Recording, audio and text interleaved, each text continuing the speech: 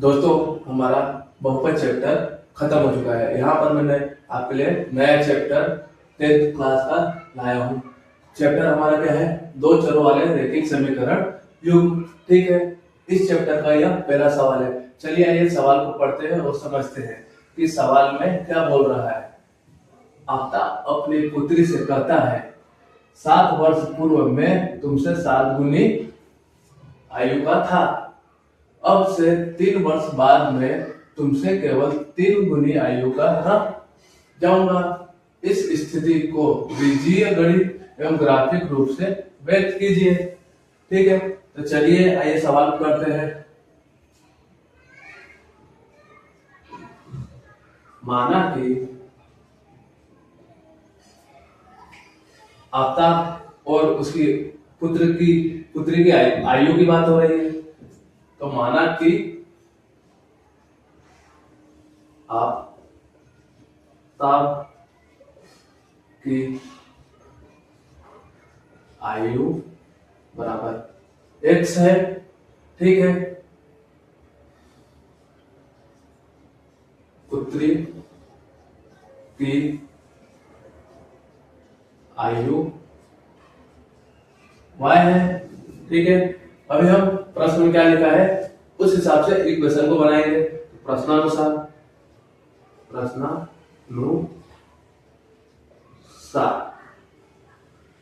ठीक है, अभी क्या बोल रहा है? आफ्ताब अपनी पुत्री से कहता है, ठीक है, 7 वर्ष पूर्व मैं तुमसे 7 गुनी आयु का था। 7 वर्ष पूर्व मतलब 7 साल पीछे। तो 7 साल पीछे मतलब आफ्ताब की भी उम्र 7 साल कम होगी, उसकी बेटी की भी उम्र 7 साल कम होगी। चलिए लिखते हैं। आफ्ताब की उम्र क्या है? x माइनस 7 कर देता हूं, ब्रैकेट बराबर उसकी पुत्री की भी आयु 7 वर्ष कम करनी होगी, y माइनस 7। ठीक है, उसके बाद क्या बोल रहा है? 7 वर्ष पूर्व मैं तुमसे 7 गुनी आयु का था। मतलब आफ्ताब 7 वर्ष पूर्व अपनी पुत्री से आयु के कितने गुना था? 7 गुना। तो आफ्ताब की उम्र कितनी होगी? x माइनस 7 बराबर उसकी पुत्री की भी आयु 7 वर्ष कम होगी, तो y माइनस 7, क्योंकि उसकी पुत्री की वर्तमान आयु क्या है? 7y। अब अभी आफ्ताब की उम्र कितनी है? 7 वर्ष पूर्व उसकी लड़की से 7 गुना, तो हम लिख देते हैं इंटू 7। ठीक है, जो हमें क्वेश्चन में बता रहा है। और जो हमने ये आयु मानी क्या है? वर्तमान आयु।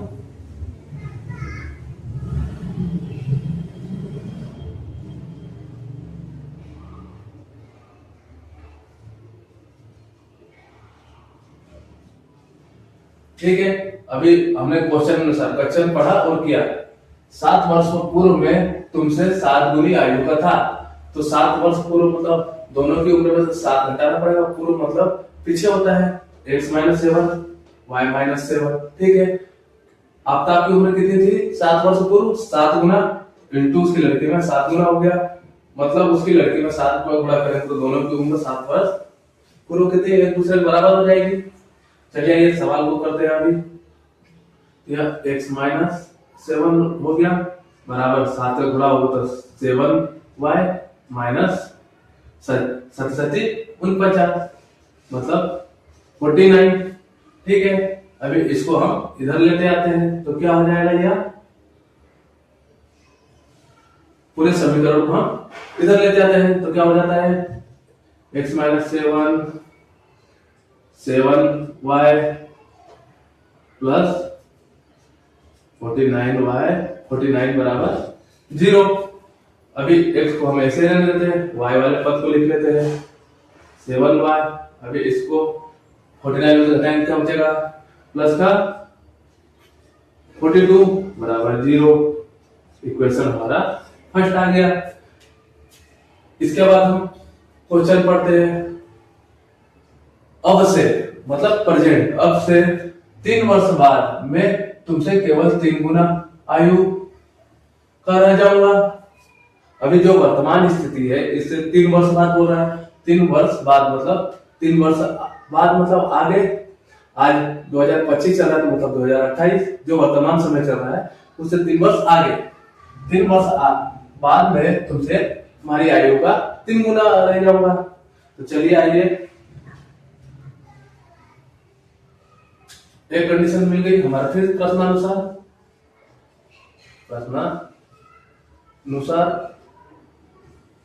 प्रश्नानुसार अभी क्या बोल रहा है कि 3 वर्ष बाद, तो अब आपकी आयु अभी प्रेजेंट क्या है, x प्लस 3 बराबर क्या बोल रहा है, 3 वर्ष बाद, तो उसकी पुत्री की आयु में भी +3 होगा। अब तक 3 वर्ष बाद उसकी आयु का कितना गुना रह जाएगा, 3 गुना इंटू 3, ठीक है। x प्लस 3, अभी हमारा इक्वेशन बनेगा 3 वर्ष बाद में तुमसे केवल 3 गुनी आयु का रह जाऊंगा। तो 3 वर्ष बाद मतलब +3 3 गुना इंटू 3 गुना आयु के बराबर रह जाऊंगा। अभी ये हमारा इक्वेशन हो गया। इसको हम हल करके 2 चर वाले रैखिक समीकरण में बदल लेते हैं। 3y प्लस 9, अभी 3y इधर आएगा 9 इधर आएगा तो क्या होगा, x plus 3 minus 3y minus 9 बराबर 0, x माइनस 3y माइनस 6 बराबर 0। Equation second. अभी मैं आपको एक इस सवाल में बता देता हूं, 2 चर वाले रैखिक समीकरण। चर क्या होता है, x y, तो 2 चर कैसे, हमारा इक्वेशन क्या है, एक x है एक y है, तो 2 चर हो गए, तो 2 चर वाले रैखिक समीकरण इसे बोलते हैं। तो कितने 2 चर हैं, ठीक है। 3 चर होंगे x y z, तो ये 3 चर रैखिक समीकरण हो जाएंगे। अभी हमें सवाल में क्या बोला गया था, स्थिति बताई गई थी, स्थिति से हमने ये 2 समीकरण निकाल लिए। अभी हमें क्या क्या ज्ञात करना है, इस स्थिति को बीजीगणित एवं ग्राफिक रूप में व्यक्त कीजिए। इस स्थिति को बीजीगणित, तो हमारा 2 इक्वेशन आया है, इक्वेशन फर्स्ट इक्वेशन सेकेंड, यही हमारा बीजीय गणित है, बीजीय गणित स्थिति है। तो लिख लेते हैं हम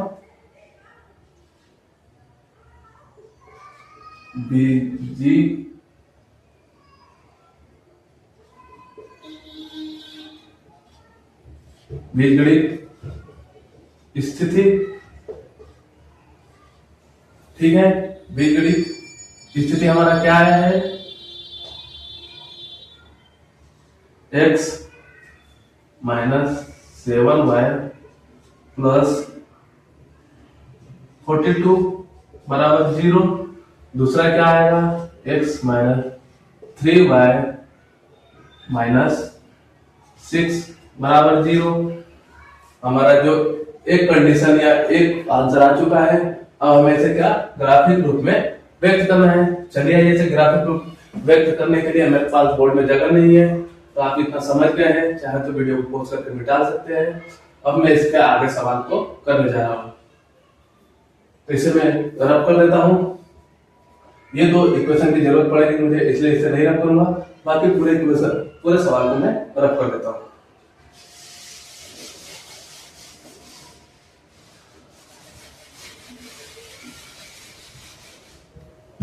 तो हमारा जो 2 इक्वेशन बना है इसे यहां पर लिख लेते हैं, x माइनस 7y प्लस 42 बराबर 0। Equation first, x minus 3 minus 6 बराबर 0। Equation second. अभी हमें ग्राफिक रूप में व्यक्त करना है, तो ग्राफिक रूप के लिए लिख लेते हैं, ग्राफिक रूप में व्यक्त करने हेतु। ठीक है, तो हम पहले इक्वेशन फर्स्ट लेते हैं। इक्वेशन फर्स्ट में हमारे इक्वेशन फर्स्ट क्या है? x 3y प्लस 42 बराबर 0। ठीक है, अभी हमारा इक्वेशन फर्स्ट हमने ले लिया। ये सवाल को आगे करने से पहले मैं आपको एक बात बताता हूँ, जब भी हम इस प्रकार के सवाल को ग्राफिक रूप में प्रेजेंट करना होता है तो हमें एक समीकरण से x और y की दो वैल्यू की जरूरत पड़ती है। मतलब x की दो वैल्यू हमें प्राप्त करनी है, y की दो वैल्यू प्राप्त करनी है, फिर इक्वेशन सेकंड को लेके x की दो वैल्यू प्राप्त करनी है, y की दो वैल्यू प्राप्त करनी है। ठीक है, तो चलिए आइए हम पहले इक्वेशन फर्स्ट को लेते हैं और x और y की दो वैल्यू को निकालते हैं। ठीक है, तो हम क्या करते हैं कि x को पूरी तरह अकेला कर देते हैं या y को पूरी तरह अकेला कर लेते हैं। तो मैं x हमारा x के साथ कुछ नहीं है, तो मैं x को इधर ही रखता हूँ, बाकी y और पूरे पद को उधर अकेला छोड़ देता हूँ। 7y माइनस 42, ये हमारी x की एक वैल्यू आ गई। अब हम क्या करेंगे, लिखते हैं। अभी हमें ऐसा पद चाहिए कि इक्वेशन पूरा संतुष्ट हो। ठीक है, ना भिन्न में संख्या आनी चाहिए हमारी, ना पॉइंट में आनी चाहिए, माइनस और प्लस में हमारी संख्या आ सकती है। ठीक है, तो इक्वेशन में हमें ऐसी संख्या लेनी है कि हमें कम से कम वैल्यू वाली संख्या प्राप्त हो। हम अपने मन से संख्या लेते हैं कि हमें y बराबर क्या रखना है, x बराबर क्या रखना है। ठीक है, अभी हमें यहाँ x का तो वैल्यू निकल जाएगा, हमें क्या रखना है, y बराबर रखना है। तो हमें अपना नंबर इमेज करना होता है। ठीक है, चलिए आइए करते हैं। तो मैं y बराबर 6 रख देता हूँ।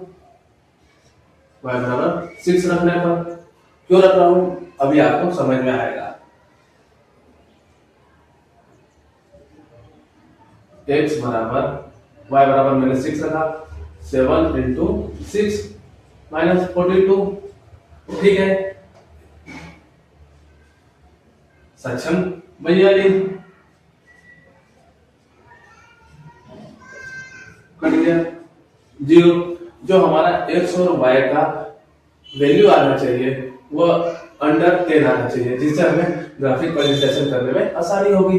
जैसे मैं y की जगह 1 ले लेता तो हमारा क्या हो जाता, ये यहाँ पर 7 आता, 7 में से 42 घटाते तो हमारा क्या आता, 35 आता। अभी मुझे ग्राफिक प्रेजेंटेशन करने के लिए 1 से लेके 35 तक के नंबर लिखने पड़ते हैं ग्राफ में, जो ज्यादा कठिन होता है। इसलिए हम ऐसा नंबर लेते हैं कि अंडर 10 वैल्यू है, x की भी और y की भी। तो मैंने इसलिए y बराबर 6 ले लिया। अभी मैंने y बराबर 6 रखा तो सक्षम 42, 42 में से 42 गया 0।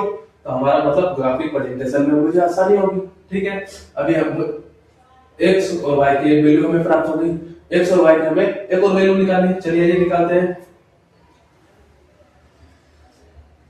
इक्वेशन में y बराबर, अभी यहाँ पर 6 रखा था तो मैं 7 रख देता हूँ। 7 रखने पर लिख देते हैं, रखने पर इक्वेशन हमारा कौन सा है, जो ये वाला इक्वेशन है। ठीक है, ये इक्वेशन में y बराबर 7 रखने पर चलिए ये रखते हैं। x बराबर क्या है, 7 इंटू 7 माइनस 42। ठीक है, 42 तो बराबर क्या आया हमारा, 49 माइनस 42 बराबर 7।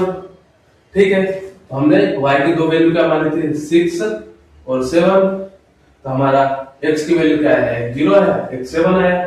तो लिख लेते हैं हमारा x की हमारी दो वैल्यू कौन कौन चाहिए, यहाँ हम ग्राफिक प्रेजेंटेशन बनाने के लिए लिख लेते हैं। ठीक है, तो आइए ग्राफिक प्रेजेंटेशन बनाए और आपको समझ में आए, इसलिए इसको इस तरीके से मैं लिख लेता हूं।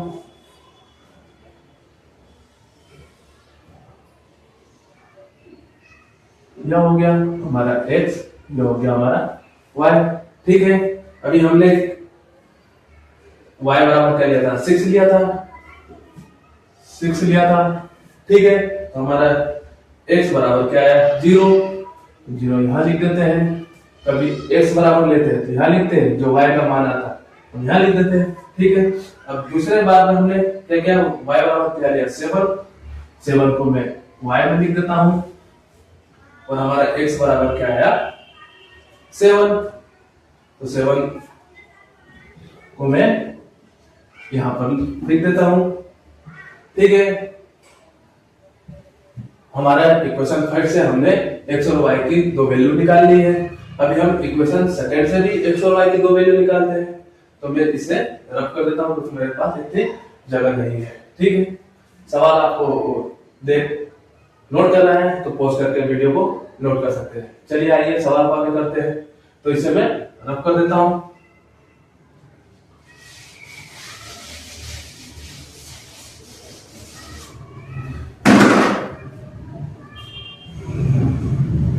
इक्वेशन सेकंड में हमारा इक्वेशन सेकंड क्या है,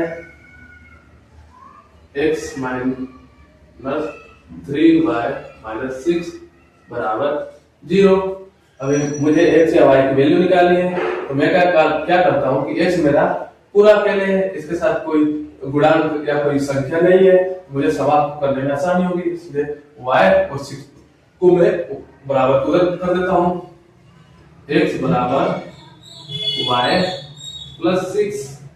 ठीक है, हमारा भी इसे हम नाम देते हैं इक्वेशन थर्ड, समझने में आसानी हो जब मैं लिखूं। इक्वेशन थर्ड में ठीक है, y बराबर क्या रखते हैं, मैंने आपको पहले ही बताया था कि हमें ऐसी संख्या रखनी है कि हमारा जो वैल्यू है अंडर 10 आए। ठीक है, तो y बराबर में 0 रख देता हूं रखने पर। ठीक है, तो y बराबर 0 रखते हैं तो क्या होगा, x बराबर 3 × 0 + 6, 0 का 3 में गुणा करेंगे 0, 0 में 6 जोड़ेंगे तो क्या आएगा, 6।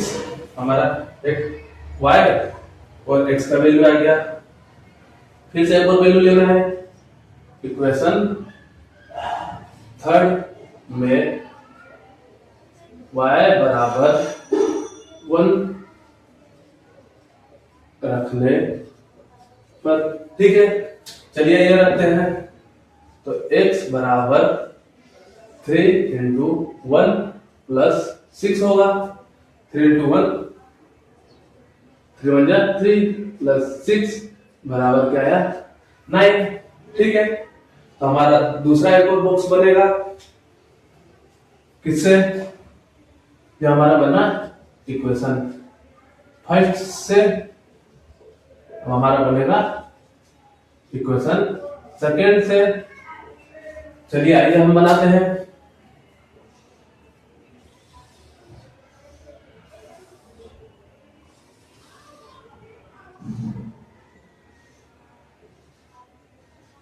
x और y। ठीक है, हमने पहले क्या किया, इक्वेशन थर्ड में y बराबर क्या रखा है, 0। चलिए 0 रखते हैं। 0 हमने 0 रखा, हमारा x का वैल्यू क्या प्राप्त हुआ, 6। ठीक है, अभी हमने इक्वेशन में y बराबर क्या रखा, 1, तो यहाँ 1 लिख देते y में। हमें क्या प्राप्त हुआ, 9। x बराबर 9, तो 9 लिख देते हैं। मैंने आपको पहले भी एक बार बताया कि इस जब ग्राफिक प्रेजेंटेशन करते हैं तो हमारा इक्वेशन बनने के बाद x या y को एक तरफ अकेला करते हैं, बाकी पदों को y के उधर ले जाते हैं। फिर हम जो पद, एक पद का मान हम अपने मर्जी से रखते हैं, जैसे एक y ले लिया तो y बराबर 0, y बराबर 1, y बराबर 2 का मान रखते हैं, और हम ऐसा वैल्यू निकालते हैं कि x का भी वैल्यू 10 से कम आए, और जो हमने मान अपने मन से रखा है y का x का, वो भी 10 से नीचे हो, कि हमें ग्राफिक प्रेजेंटेशन करने में आसानी हो। अभी आपको मैं करके बताऊंगा तो सवाल पूरी तरह समझ में आ जाएगा। यहाँ तक आपको सवाल समझ में आया। अभी हम ग्राफिक प्रेजेंटेशन करने के लिए जगह नहीं तो मैं इसे रफ कर देता हूँ, क्योंकि मुझे सिर्फ इन दोनों चीज की जरूरत है। ठीक है, आप सवाल को नोट करना हो तो पॉज करके नोट कर सकते हैं या समझ सकते हैं। चलिए ये सवाल बात करते हैं।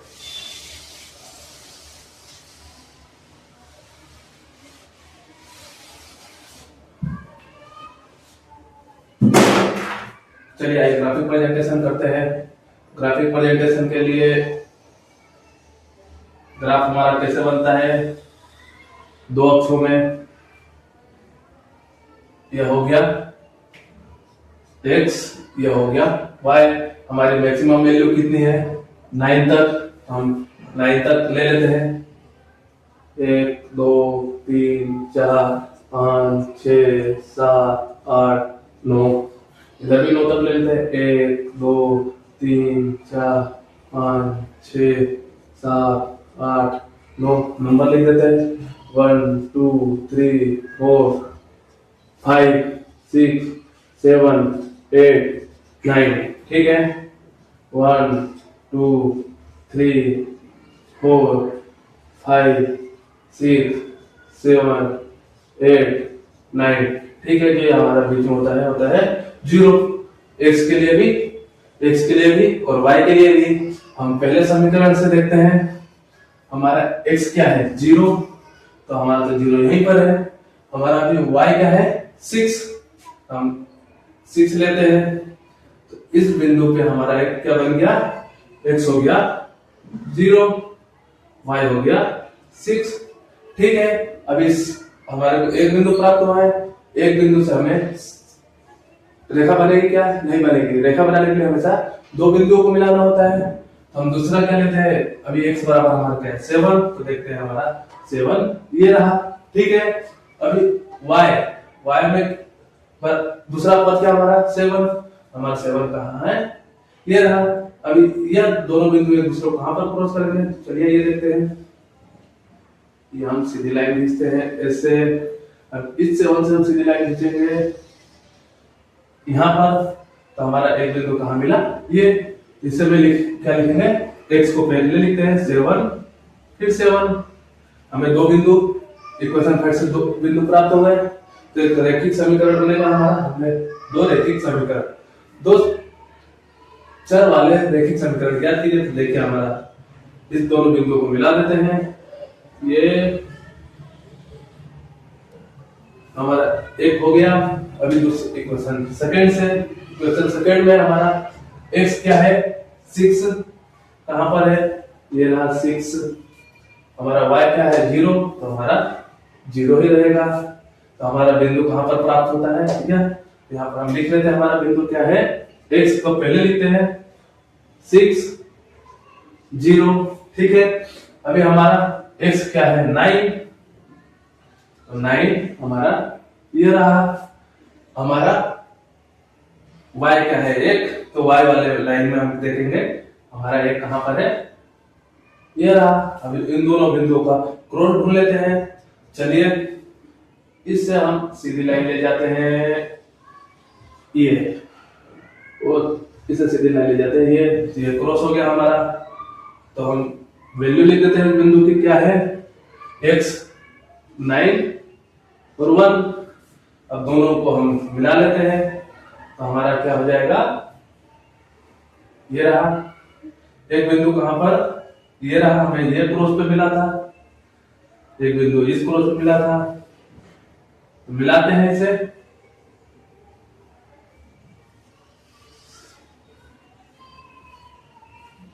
जीरो और 7।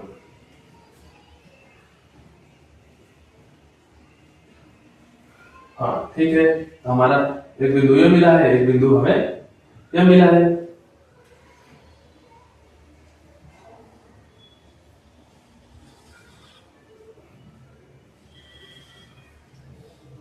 तो यहाँ हमारा ग्राफिक प्रेजेंटेशन तैयार हो गया। ग्राफिक रूप में व्यक्त कीजिए, ये हमने इक्वेशन को ग्राफिक रूप में व्यक्त किया है। मुझे आशा है कि सवाल आपको समझ में आया होगा। धन्यवाद। मैंने आपको ये सवाल पूरी तरह एक एक स्टेप बताने की कोशिश की है। आप देखेंगे तो आपको यह सवाल पूरा व्यवस्थित और अच्छे से समझ में आया होगा। धन्यवाद।